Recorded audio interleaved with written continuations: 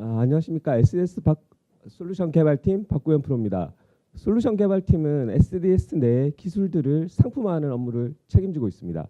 그중에서 저는 특히 브리티웍스라는 업무 자동화 솔루션의 개발을 맡고 있습니다. 오늘 저는 IPA와 챗봇 같은 업무 자동화 솔루션들이 어떻게 기업 내 활용되고 있고 그걸 위해서는 어떤 기술 요소들이 필요한지에 대해서 설명하고자 합니다. 저희 제목은 로봇과 챗봇을 업무 자동화 Y봇. 여기서 Y봇은 왜 봇을 쓰냐가 아니라 왜 챗봇이랑 로봇이냐로 설명을 드리도록 하겠습니다. 최근에 업무 자동화를 위해서 굉장히 다양한 시도들이 되고 있습니다. 특히나 뭐 법무나 의료 같은 전문가 시스템이 대표적이고요. 오늘 오후 세션에도 저희 법무와 관련된 전문가 시스템이 준비되어 있고요. 제가 말씀드리고자 하는 건 일반적인 사무 업무 자동화를 위해서 가장 제너럴하게 사용되고 있는 IPA와 챗봇에 관한 내용입니다. IPA는 알고 계신 분들도 많이 계시겠지만 사용자의 업무를 그대로 재현하고 반복해서 정해진 규칙대로 그냥 업무를 재실행하는 겁니다. 단순 반복 업무, 사무 업무를 처리하기 위해서 사용되고요. 여러분들이 알고 계신 매크로 같은 형태가 IPA의 초보적인 형태라고 생각하시면 됩니다. 또 다른 건 챗봇이죠. 챗봇은 굳이 설명 안 드려도 될 것 같은데요. 가장 가까이는 뭐 가상 비서라고 해서 AI 스피커 같은 게 대표적인 형태인데 저희가 다루는 건 커스터머 서포트나 인플로이 서포트를 위한 업무 자동화 환경입니다. 이런 업무 자동화 로봇을 도입하는 이유는 뭐 다른 이유가 아니라 좀 더 효율적으로 좀 더 좋은 품질의 아웃풋을 만들어내기 위해서입니다. 적은 비용으로요. 특히나 챗봇은 24시간 업무를 대응하게 하기 위해 필수 요소가 되고 있습니다. 그런데 이런 IPA나 챗봇을 도입하면 앞서 말씀드린 문제가 해결될 것 같은데 실제로 그렇지 않습니다. IPA를 최근 한 2년 사이에 국내에 굉장히 많은 업체들이 도입하고 챗봇도 많은 업체들이 앞다퉈 도입하고 있습니다. IPA를 도입하고 나면 단순 반복 업무를 자동화시킬 수 있을까요 생각했는데 그렇지 않아요. 생각보다 단순 반복하게 룰대로 그대로 해서 자동화되는 업무는 드뭅니다. 그런 업무는 드물고 사람의 개입이 어떤 식으로든 필요할 수밖에 없습니다. 그리고 복잡한 프로세스를 자동화하는 건 굉장히 시간이 오래 걸려요. 저희가 실제로 프로젝트를 하고 글로벌 사례들을 살펴보면 사람이 한 30분 이내로 할 수 있는 단순한 업무를 자동화하는데 한 달 넘게 걸려요. 실제로 안정화까지 해서 정말 잘 굴러가게 만드는 데는 한 달 반? 우리 30분짜리 업무 자동화하기 위해서 한 달 반씩 개발 작업이 필요합니다. 일단 단순 업무가 아니라 의사결정까지 필요한 업무에 업무 자동화를 확대해야 됩니다. 이를 위해서 AI 기술이 접목되어야 되고요. 그리고 프로세스 마이닝이나 혹은 뭐 머신러닝을 통해 운영 유지 보수 효율화를 위한 자동화된 스크립트 시나리오 생성이 가능해야 됩니다. 그리고 사람과 자연스럽게 협업하지 않으면 로봇은 할 수 있는 업무가 굉장히 제한적입니다. 챗봇이 이런 능력을 제공해 주죠. 그리고 챗봇이 레거시 시스템 인터페이스를 위해서 굉장히 많은 공수가 들었는데 그걸 그냥 IPA 이걸로 자동화할 수 없을까? 이렇게 해서 저희는 챗봇, AI 그리고 RPA를 결합한 새로운 모델을 제안드리고자 합니다. 그리고 지금부터는 업무 자동화를 위해서 어떤 기술 요소가 있는지 필요한지에 관해서 간단히 설명드리고자 합니다. 그렇죠.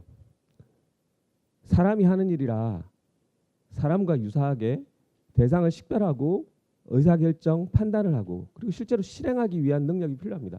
이게 싱크에 해당하는 NLU, NLP, 머신러닝 그리고 사람의 감각기관에 해당하는 보고, 듣고, 말하고 하는 능력 그리고 실제로 실행하기 위한 대화를 생성해내고 말을 하고 그리고 룰에 따라 업무 프로세스를 실행시키고 이런 능력들이 다 필요로 합니다. 상세한 부분은 뒤에서 다시 설명드리겠습니다.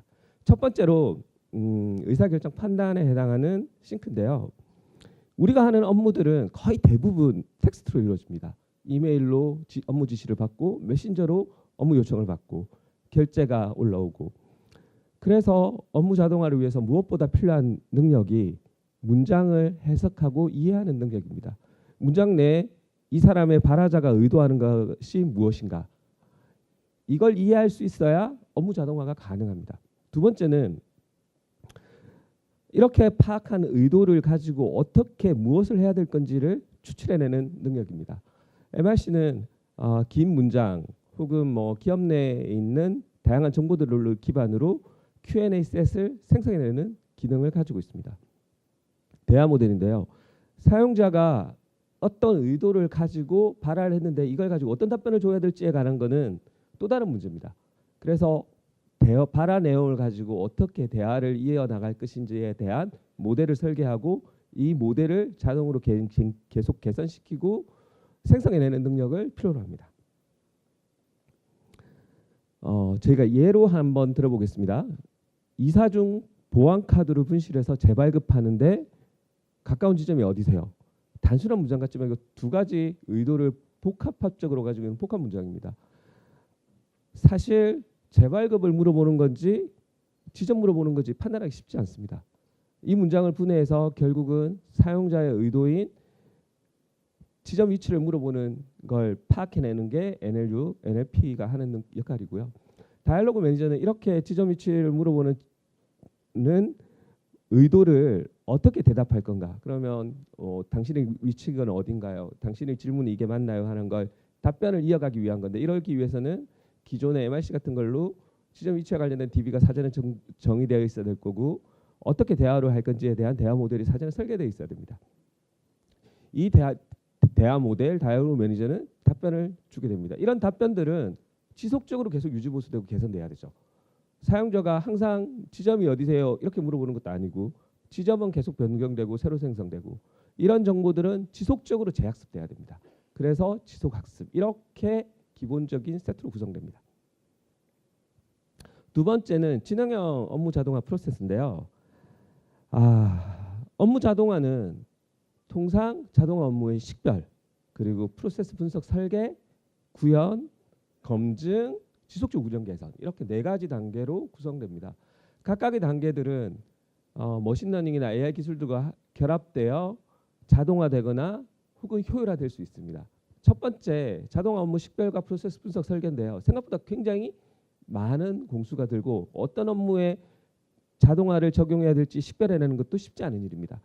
자동화 업무를 잘 식별하는 것이 자동화의 성공의 키인데요. 이를 우리가 기존에 해왔던 프로세스 마이닝을 확대해서 적용해서 사용할 수 있습니다. 프로세스 마이닝은 비즈니스 이벤트나 혹은 서버 로그와 관련된 정보들을 추출하고 러닝해서 어떤 좀 더 가시화시키고 어떤 업무들을 사람들이 하고 있는지를 식별해내는 능력을 제공해 줍니다. 이렇게 식별된 업무를 기반으로 자가학습이 가능하죠.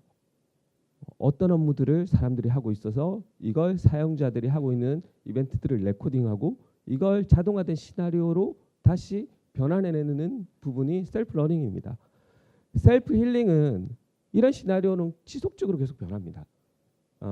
시스템이 변경되고 우리가 사용하고자 하는 어플리케이션이 변경되고 비즈니스 로직도 변합니다. 그래서 지속적으로 사전에 위험을 감지하고 강화학습 같은 AI 머신러닝 기능을 이용해서 시나리오를 계속 좀 더 신뢰성이 높게 학습하는 단계를 거치게 됩니다. 이런 우리가 흔히 이야기하는 인텔리전트 업무 자동화는 우리 고울에 가깝습니다. 현재는 이런 방법들을 지속적으로 학습하고 시도하며 적용하는 노력들을 하고 있는 단계라고 보시면 됩니다.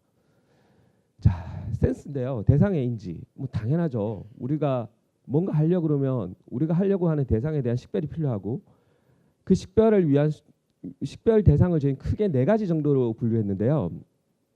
객체. 우리가 당장 업무를 수행하기 위해서 사용해야 되는 윈도우즈 데스크탑, 웹사이트. 그리고 텍스트. 앞서 말씀드린 것처럼 모든 업무는 텍스트로 처리되니까 이미지를 텍스트로 변환하는 작업이 필수적이고요. 이를 위해서 OCR이나 서식에 대한 인식, 단순히 서식 인식에 그치는 게 아니라 이걸 필드로 분류해내고 DB화 시키는 것까지를 포함하고 있고요. 그리고 듣는 능력, 상담 업무를 하려면 이거 텍스트로 변환해서는 할 수 있는 일이 없어요. 그 텍스트 내에 포함되어 있는 뉘앙스를 이해해야 되고 화자의 감정을 이해해야 되는 부분이 필수적이고요. 그리고 이미지인데 가장 어려운 부분이죠. 여전히 AI 기술이 가지고 있는 이미지에 대한 인지 능력은 초보적인 수준에 머물러 있는데요. 대표적으로 우리 캡처 같은 거 한번 생각해 보시면 금방 이해하실 수 있어요. 다음 카드에서 자동차 그림을 선택하세요. 이거 AI 기술이 여전히 못 풀어요. AI 기술이 여전히 못 풀기 때문에 로봇을 만드는 수단으로 글로벌하게 여전히 쓰이고 있죠. 이 문제를 해결하려면 일단 텍스트를 인지하고 객체 내에서 어떤 속성들을 가지고 있는지 개별 카드에서 객체를 인식하고 객체의 속성들을 추출해내는 것들이 가능해야 됩니다. 근데 이 기술들을 SDS 연구소에서 활발히 연구하고 있고요. 이 기술들을 활용해서는 업무 자동화에 적극적으로 활용하고 있습니다. 저희 툴로 윈도우즈 객체 혹은 HTML 객체에서 어떻게 객체를 식별하는지에 관한 간단한 동영상인데 우리가 눈으로 보면 네이버 저 이미지 버튼은 누구나 찾을 수 있죠. 굉장히 쉬워 보이지만 안 쉬워요. 구조적으로 굉장히 복잡한 하이라키를 가지고 있고요. 저 하이라키 내에 굉장히 다양한 속성들을 가지고 있습니다. 저 속성들은 계속 변해요. 계속 변하고 위치도 변하고 이미지도 변해요. 그럼에도 불구하고 우리는 저 이미지를 찾아서 클릭해야 되는 미션을 가지고 있고 이를 위해 지속적으로 학습하고 개선하는 작업들을 하고 있는 겁니다. 오래된 기술이지만 여전히 해결이 잘 안 되고 있습니다. 네. 실행과 관련된 부분입니다. 앞서 말씀드린 대화도 마찬가지고 자동화 프로세스 마찬가지고 다 어떤 룰 기반으로 정의되어 있어요. 이 룰을 돌리기 위한 실행 엔진이 필요하죠. 저희 스크립트 엔진을 써요. 보통 다 스크립트 엔진을 씁니다. 자바스크립트, 비주얼 베이스 스크립트, 로봇 프레임워크 같은 것들이 대표적이고 파이썬. 워크플로우는 업무는 그렇게 금방 안 끝나요. 업무는 대부분 긴 텀을 가지고 있고 이게 레거시 시스템과 인터페이스하거나 혹은 사람과 휴먼 인터페이스를 하도록 되어 있습니다. 이런 긴 업무 프로세스, 복잡한 업무 프로세스를 비즈니스 이벤트에 따라 자동화시키기 위하려면 BPM이나 워크플로우 같은 엔진이 필요합니다. NLG, TDTS 들었으니까 말해야죠. 텍스트 읽었으니까 텍스트 생성하고 말하기 위한 엔진입니다. SDS는 삼성 관계사 내 물류 업무를 책임지고 있습니다. 생산, 판매 물류를 책임지고 있는데요.